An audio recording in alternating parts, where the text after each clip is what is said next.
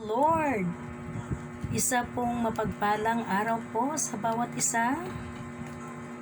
Sa buhay po natin, aling panahon po ang nais natin? Panahon ng matinding sikat ng araw? O panahon ng kadiliman? What if the sun shines brightly? What is our feelings? Yung pakiramdam ba natin kapag yung literal na masikat ang araw ay katulad din po ng pakiramdam kapag panahon ng kadiliman, makulimlim, literal sa buhay po natin. Ang sabi po ng salita ng Diyos in Psalm 84 verse 11, For the Lord God is a sun and shield. The Lord will give grace and glory. No good thing will He withhold from those who walk uprightly. Ang sabi po yan ng Holy Bible. For the Lord God is a sun and shield. The Lord bestows favor and honor. No good things does He withhold from those whose walk is blameless. Ang sabi po ng Tagalog version, pagkat ang Panginoong Yahweh, pag-asa at sanggalang, kami ay pinagpapala mo sa pag-ibig mo at dangal. Hindi siya nagkakait ng mabuting mga bagay. Sa sinumang ang gawain ay matuwid at marangal. Dakila naming Diyos na buhay sa pangalan po ng aming Panginoong Kristo. Muli Panginoon ay lumalapit kami sa oras na ito sa iyong trono po ng iyong biyaya. Minsan pa Panginoon na kinikilala ang iyong kapangyarihan Panginoon na siyang malayang kumilos sa aming pong kalagitnaan. Nais namin Panginoong siyasatin mo ang laman ng aming mga puso, laman ng aming isipan sa oras na ito, upang sa mga bagay na nais mong ituro at ituwid Panginoon sa iyong mga tinawag, ay malinaw namin ito Panginoon na maririnig Panginoon, maging sa kaloob-looban ng aming pong mga puso sa kaibuturan nito, ay matanggap Panginoon ang iyong tunay na mensahe upang sa magitan po o Diyos ang aming mga buhay bilang yung mga pinili, hinirang, tinawag Panginoon mula sa kawalan ay magdulot Panginoon, makapagbibigay kami ng tunay na pagpaparangal sa iyong dakilang pangalan. Pangulahan mo kami sa aming pong pag-aaral Panginoon sa iyong mga salita.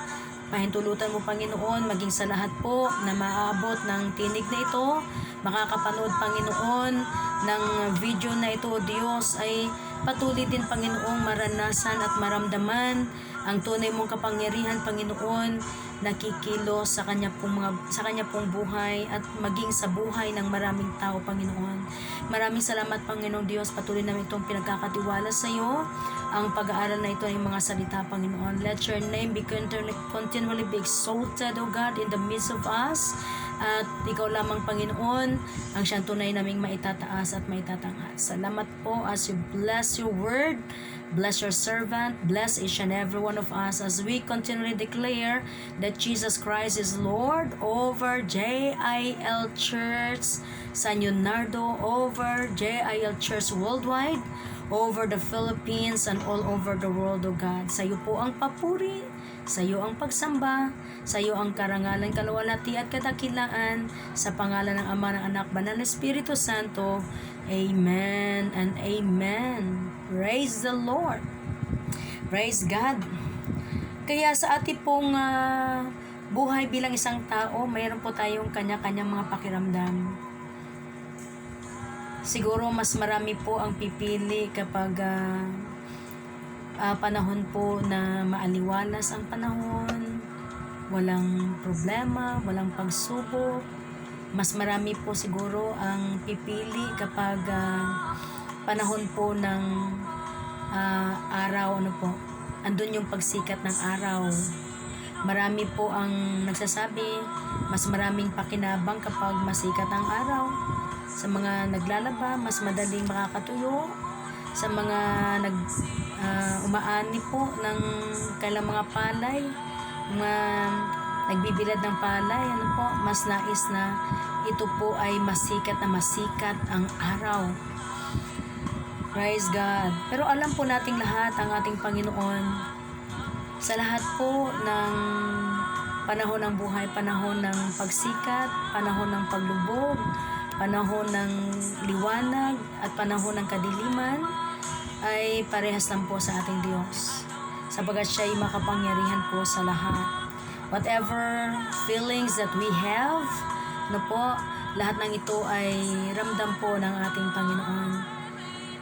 Kaya sabi nga po dito sa kanyang salita sa awit 84 verse 11, tunay po ang ating Panginoon ang siyang ating pag-asa sa ating mga buhay. Wala tayong dapat po na asahan sa ating mga buhay na ito. Tunay po na atin itong mapananaligan. Ang Diyos natin, siya yung shield, siya yung sanggalang. Sa mga panahon po na tayo ay nasasaktan, sa panahon na tayo po ay nahihirapan, sa panahon na tayo po ay nagkugulumihanan sa ating pong mga nararanasan sa ating mga buhay, hindi lamang po tayo maging sa kabuuan po ng ating mga pamilya. Truly, He is the sun and shield to each and every one of us. Kaya po ang pagpapala ng ating Panginoon sa mamagitan po ng kanyang pagpapamalas ng tunay niyang pagmamahal sa atin, araw-araw po ito nating nararamdaman, nararanasan sa buhay po natin. Na kung minsan po nasasabi natin, we're not worthy of that love na mula po sa ating Panginoon. Pero hindi natin pwedeng pigilan po yung dakilang kamay ng Diyos. Kaya sabi nga 84 verse 11, no good things that God shall withhold to those whose walk is blameless before Him. Sa paningin po ng ating Diyos, nakikita tayong lahat sa mga bagay po natin mga ginagawa, iniisip, mga sinasabi po natin kapag hindi ito matuwid sa harapan ng ating Diyos.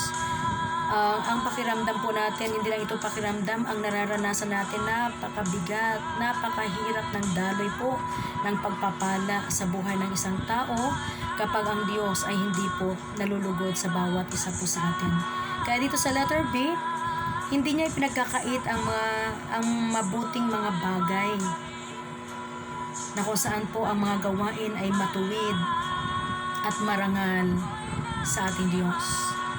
Hindi na natin kailangan pang utusan ng Panginoon upang ang kanyang dakilang kamay na ito ay gumalaw, kumilos po sa bawat isa sa atin upang lubusan nating maranasan ang kanyang kapangyarihan upang lahat tayo po ay kanyang abutin. Lalo na po sa panahon natin ngayon ng pandemya, sa COVID-19 na ito, ang sabi ng marami, hanggang kailan natin pagtitiisan ang dulot po ng COVID-19, ang pandemic na ito na hindi lamang po sa bansang Pilipinas kundi maging sa buong mundo.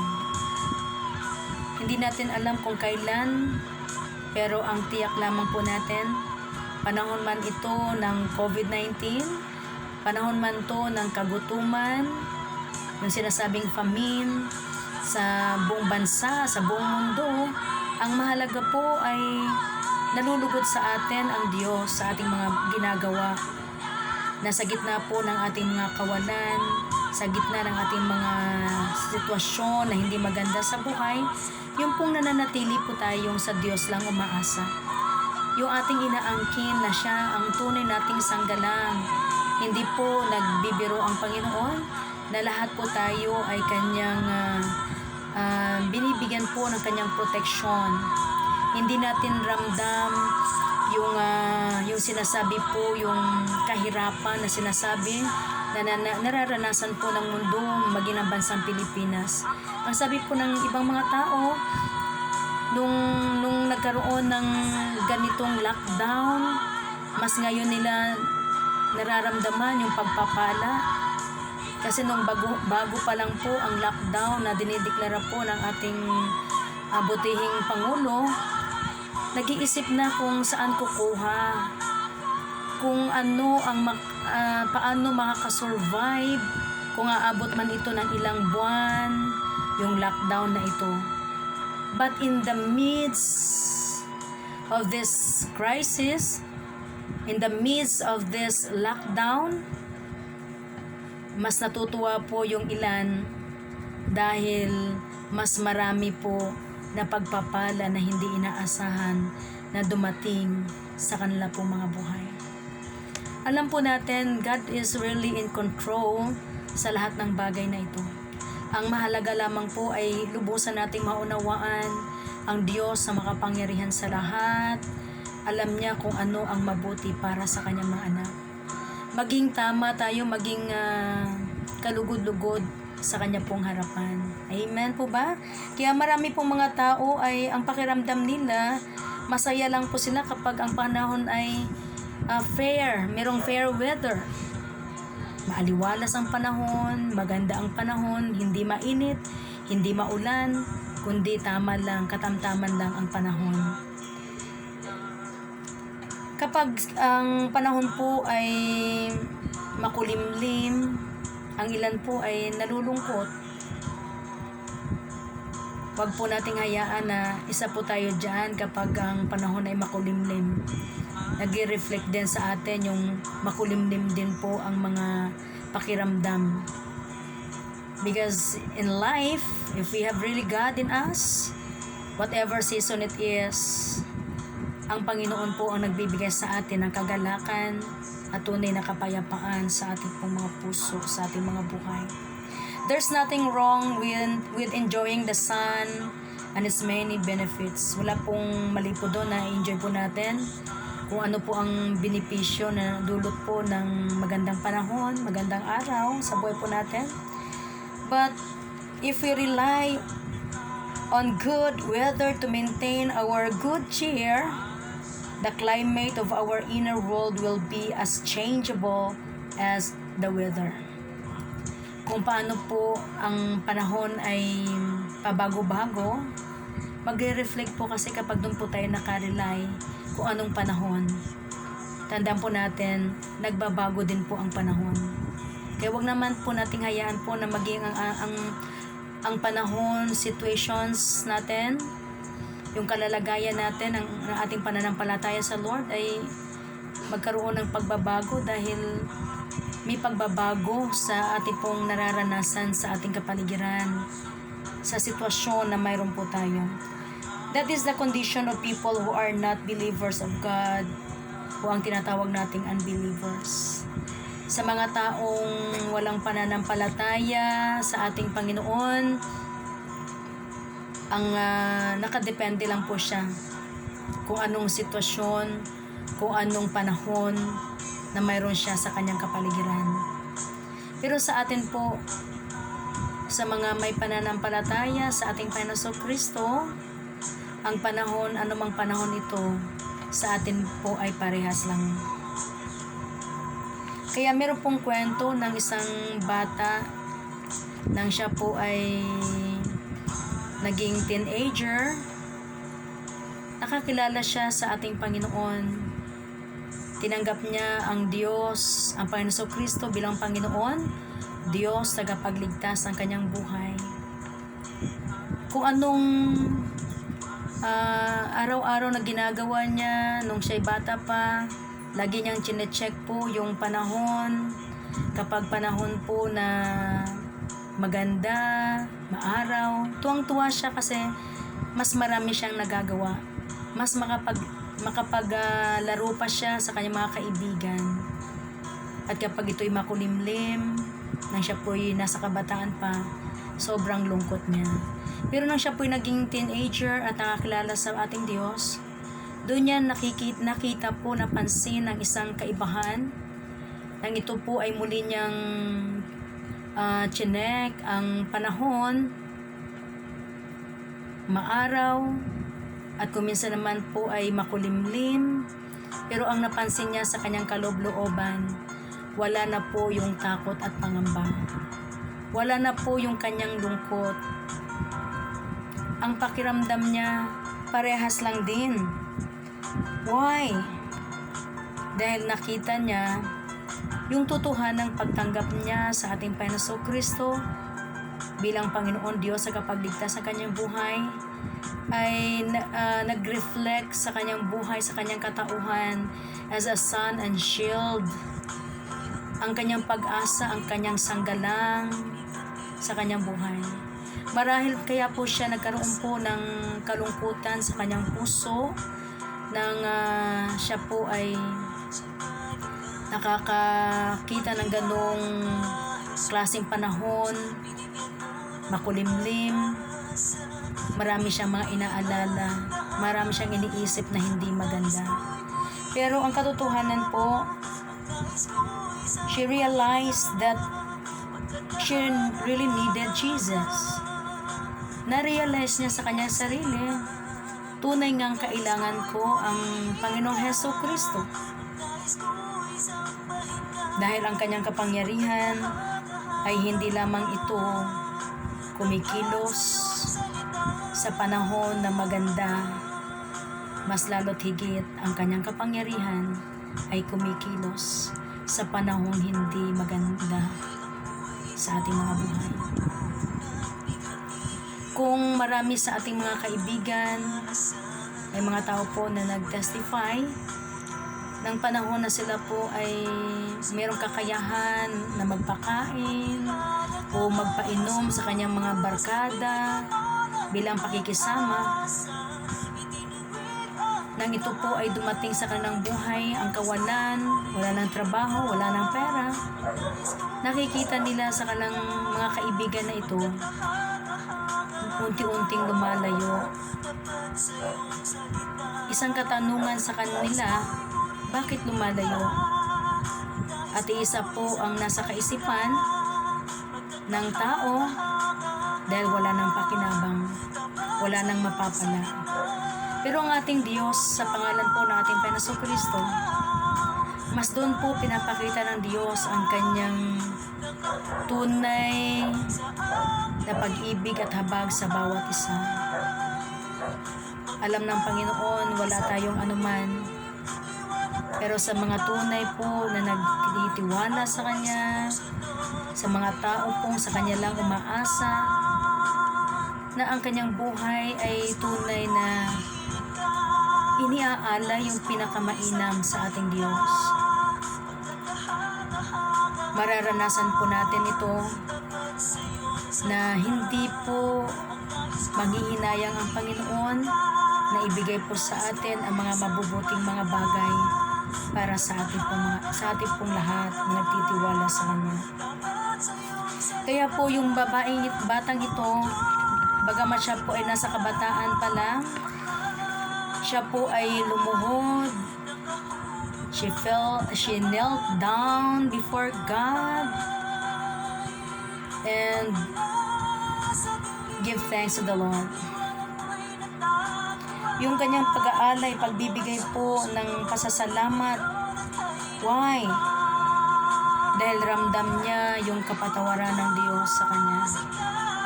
Hindi maaaring mararanasan ng sinumang tao kung lahat ang taong ito ay hindi tinanggap ang kapatawaran mula sa Diyos, ang tunay na pagpapala na nagmumula sa ating Panginoon. If we receive good gifts from above, nagbibigay po ito ng kapayapaan at kagalakan sa ating mga puso. At ang pagpapala na yan, ramdam din po natin, walang katapusan, walang hanggan, hindi maubos-ubos. Kaya sabi po sa Philippians chapter 4 verse 19, buhat sa kayamanang hindi mauubos. Ano po, ibibigay ng Diyos ang lahat ng ating pangangailangan sa mamagitan po ng ating Panginoong Hesus Kristo. Kaya mayaman man, mahirap man, kailangan lamang po natin talaga, walang iba kundi si Jesus. Kapag ang ating mga resources po ay unti-unting nauubos, kapag tayo po ay lumalapit sa Panginoon ng totohanan sa ating mga buhay na ito, naniniwala po ako, God will continually supply lahat po ng ating mga pangangailangan sa ating mga buhay. She knelt down and once again accepted Jesus Christ as her Lord and Savior ng kanyang buhay. And she invited Jesus to come into her life. Kung tayo po ay mayroong bisita sa ating mga tahanan, sino nga po ba ang gustong-gusto po natin na anyayahan sa ating pong mga tahanan, na pumasok sa ating mga tahanan? Alam po natin, pawang kabutihan po ang dulot ng ating Panginoong Kristo sa bawat isa. Never po, kapag ang Panginoong Kristo, ang kapangyarihan ng Diyos ay nasa loob ng ating mga tahanan, kailanman hindi po tayo pagkukulangin. In Psalm 23, sa awit 23 po, siya po yung ating mabuting pastol. Tayo po ay kanyang dadalhin sa mainam na batisan, sa isang mainam na pastulan, punong-puno po ng mga, may sinasabi pong green pastures. Ano po? Dadalhin tayo ng ating Diyos to satisfy every need na kailangan po natin sa ating mga buhay na ito. Kaya po, hindi po na mali ang batang ito na minsan pa niya napapapasukin ang Panginoong Kristo sa kanyang buhay, minsan pang tanggapin sa kanyang buhay bilang Panginoon, Diyos, tagapagligtas ng kanyang buhay. Kaya po, nung siya po ay gumising in the next morning, nakalimutan na po niya na i-check niya ulit yung panahon. It simply did not matter anymore. Kaya yung mga tao nagtataka sa mga believers ng ating Panginoong Kristo, namatayan na, bakit parang hindi pa rin nalulungkot? Nawala na ng mga mahal sa buhay, bakit parang wala lang? May mga problema, pero bakit hindi pa rin nababanaag ang pag-aalala? Ang isang tunay na Kristiyano na naglalagak ng buhay kay Jesus, hindi na niya alintana kung ano man ang mayroon ng mga negatibong karanasan, hanggat alam niya sa kanyang sarili ang Diyos sa buhay, ang kapangyarihan ng Diyos sa magitan po ng kanyang banal na Espiritu ang siyang nag-ahari sa ating mga puso, sa ating mga buhay, sa ating pong mga pamilya. It simply did not matter anymore.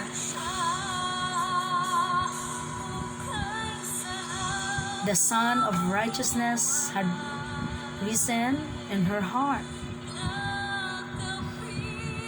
because Jesus is the light of this world. Gaano man ka-gloomy ang panahon ng ating buhay, gaano man katindi ang kadiliman na mayroon po tayo, kung tunay po si Jesus ay tinanggap sa ating mga puso, sa ating buhay, ang liwanag ng Diyos, ang liwanag ng ating Panginoong Kristo, ito ang tatanglaw sa bawat buhay na naririmlan. At ang dulot po nito ay tunay na pag-asa sa buhay po natin. Sabi po ng Malachi chapter 4 verse 2, in Malachi chapter 4 verse 2, but for you who revere my name, kapag nandun po yung ating pagbibigay ng honor, ng parangal, sa pangalan po ng ating Panginoong Kristo, the Son of Righteousness will rise with healing in its wings. Sa kanyang pagsikat, nandun po ang pagpapagaling. Kung tayo po ay nasusugatan, kung tayo po ay nasa ganoong kalalagayan po ng ating mga buhay. Ngunit sa inyo na nagpaparangal sa akin, ay sisikat ang aking katarungan na tulad ng araw. Kapag ang araw po ay sisikat, hindi mo kailanman mapipigilan na ito ay sisikat ng sisikat ng sisikat. Ganon din po ang pakiramdam ng isang taong totohanan na tinanggap si Jesus bilang kanyang Panginoon, Diyos, tagapagligtas ng kanyang buhay. Hindi maaaring pigilan ng anumang sirkumstansya ng buhay ang kayang gawin ng Panginoon to prove that God is alive, that God is with us, that God is almighty and powerful. Hindi mo mapipigilan. Kapag tunay ang Diyos ay nasa atin, panahon man yan ng karamdaman, patuloy mong mararanasan ang kagalingan mula sa Diyos. Panahon man ng kagutuman, ang mararanasan mo pa rin ay ang kasaganaan ng Panginoon sa ating pong mga buhay. Kung ang tao po ay hindi nagpapabaya sa kanyang mga suwail na mga anak, ang Diyos ang makapangyarihan sa lahat, kapag tayo nasuwail, kapag tayo na masuwayin sa kanyang kalooban, kapag tayo nanunumbalik sa Kanya at tinatanggap natin siya muli sa ating mga puso, sa ating mga buhay, ang Diyos po patuloy niyang patutunayan sa atin ang kanyang tunay na pag-ibig, ang tunay niyang pagmamahal sa bawat isa po sa ating lahat. Katulad po ng sikat ng araw, ang katarungan ng Panginoon, the righteousness of God, hindi mo mapipigilan. At ang sinag nito'y magpapagaling sa inyo. Lulundag kayo sa tuwa na parang mga guyang pinalaya sa kulungan. Ang isang tao na nasa matinding sitwasyon ng kanyang buhay, yung mga taong nasa karamdaman, may karamdaman na wala pang mga finances, para tayong nasa kulungan, nakakulong sa isang madilim na sitwasyon. Pero kapag ang Panginoon, ang Diyos ay nasa atin nga, tunay nating tinanggap sa buhay natin, ang sabi ng Panginoon, katulad ng isang guyang lulundag sa tuwa, sa isang guyang pinalaya ang kaparis ng sinuman na nagtitiwala sa Diyos.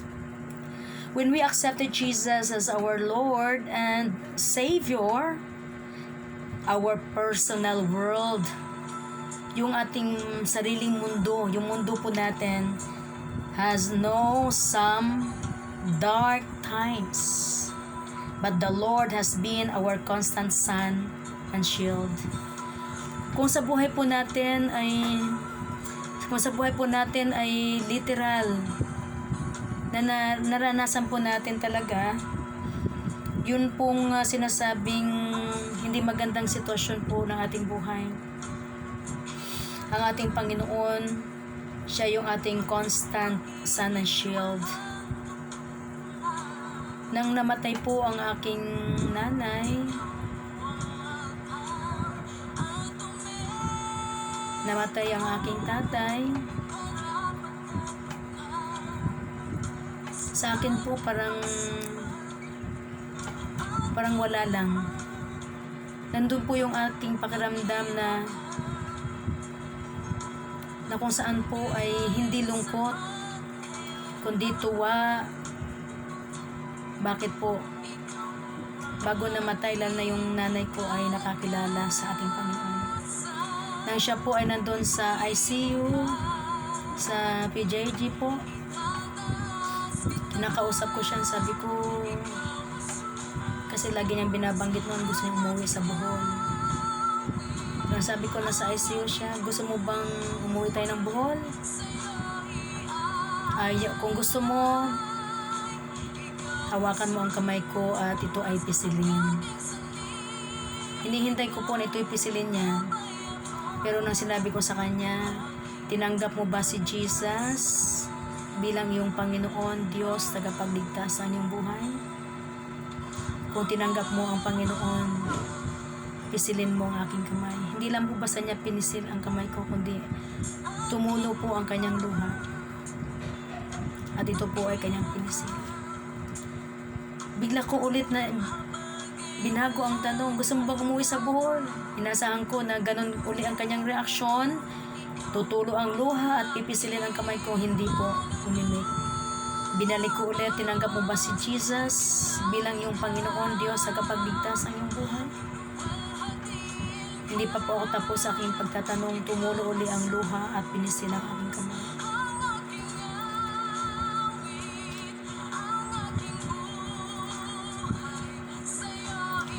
Sa akin po,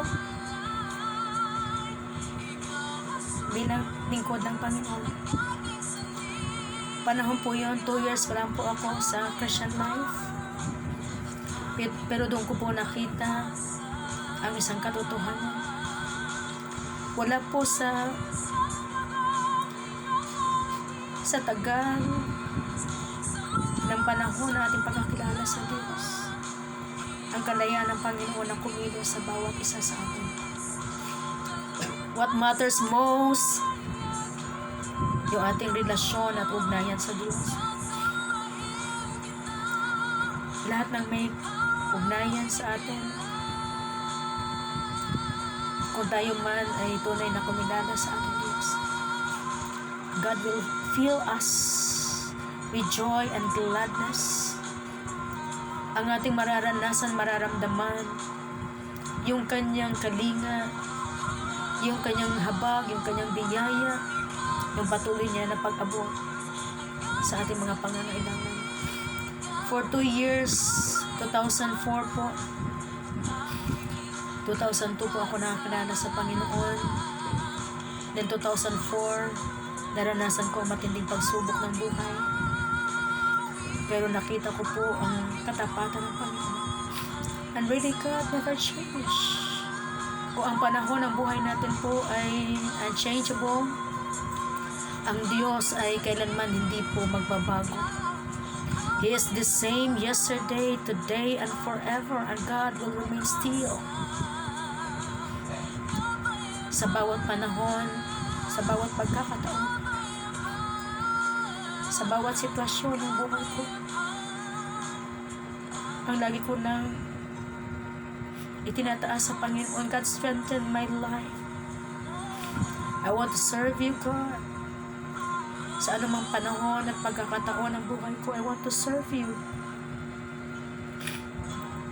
Ikaw ang nagbigay sa akin ng pagkakataon, an opportunity to serve you. Hayaan mo, Panginoon, ano man ang sinimulan mo, ay patuloy mo ito, Panginoon. Na lagi dakilang Diyos, na bibigyan, Panginoon, ng isang magandang resulta in serving you.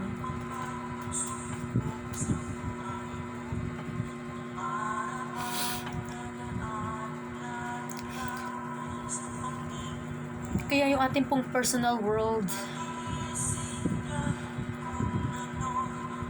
ay tunay po na may kadiliman man, pero ang liwanag ng salita ng Diyos at ang mga pangako, mananatili po itong magliliwanag sa ating mga buhay. For us all to continually focus on our service before God.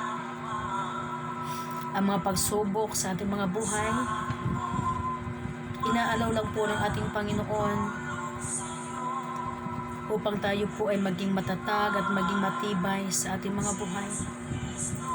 Never po ang Diyos ay nagbibiro na lahat na tayo po ay kanyang tawagin sa kanya pong harapan upang maranasan po natin ang kanyang katapatan. Never po na nagbibiro ang Panginoon na isa po tayo na binigyan ng Diyos ang pagkakataon na makilala natin siya ng lubusan sa ating mga buhay. Ang isang tunay na Kristiyano, masasabi mong Kristiyano, ang isang believer, kapag nagagawa mo na ibigay ang iyong sarili sa paglilingkod sa Diyos. Ang paglilingkod natin sa Panginoon ay hindi lang sa kung kailan lang natin meron tayong available na oras. Even sa panahon po na hindi mo na alam kung paano mo bibigyan ng panahon yung calling ng Panginoon. But then, kailangan pa rin, we must have a clear mind, a clear focus, a clear vision na sa atin pong paglilingkod sa Diyos. If we seek God first and His righteousness in us, all these things shall be added unto us. Huwag po nating kalilimutan na lagi nating hanapin ang Diyos sa ating mga buhay. Lagi nating unahin ang Diyos sa ating mga buhay.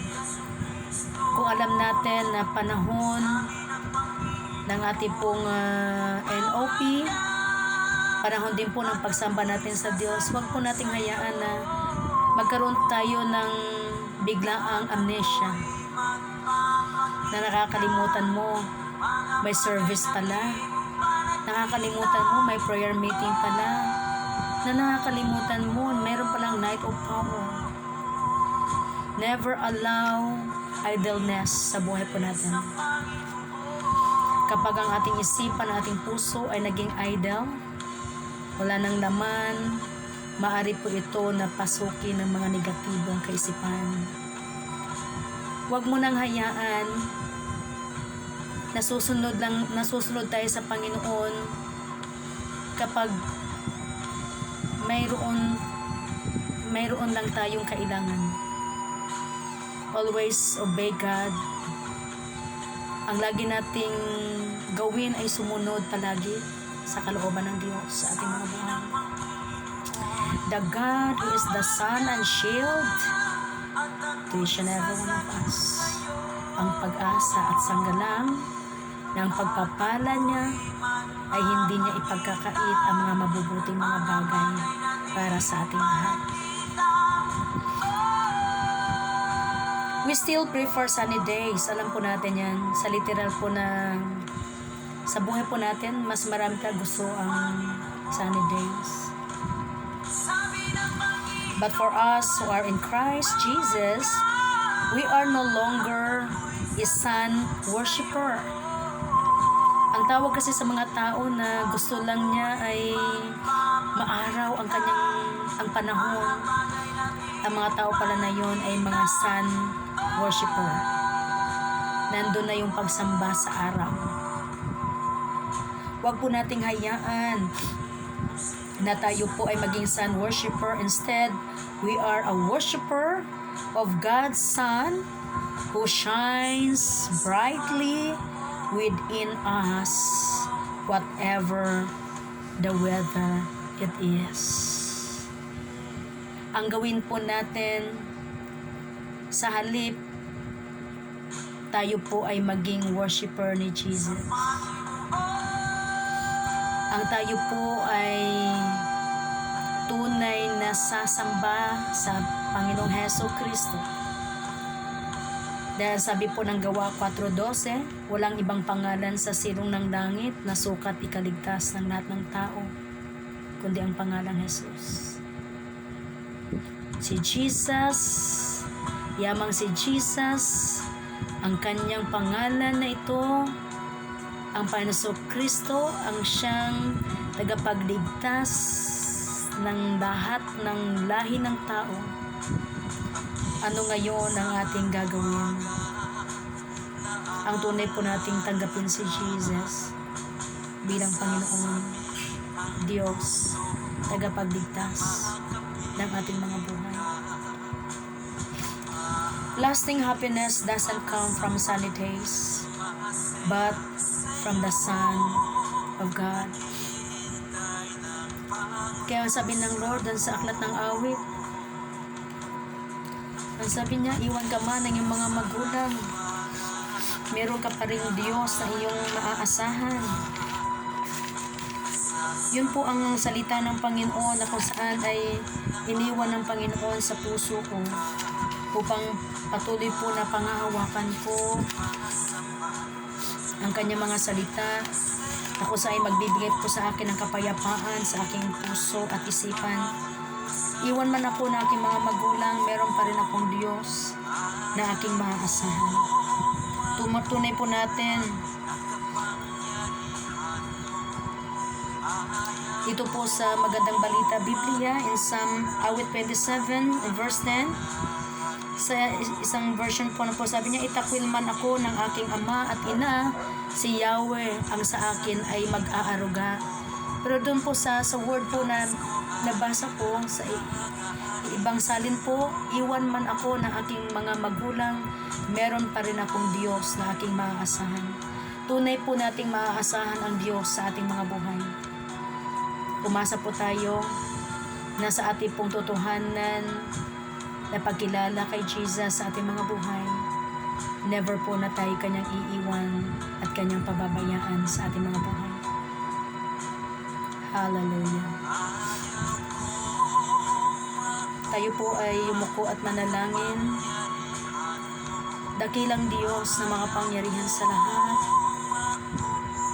sa pangalan po ng aming Panginoong Jesucristo, lubusan kaming nagpapasalamat, Panginoon, sapagat minsan mo pa po na binuksan ang aming mga puso at isipan sa isang katotohanan.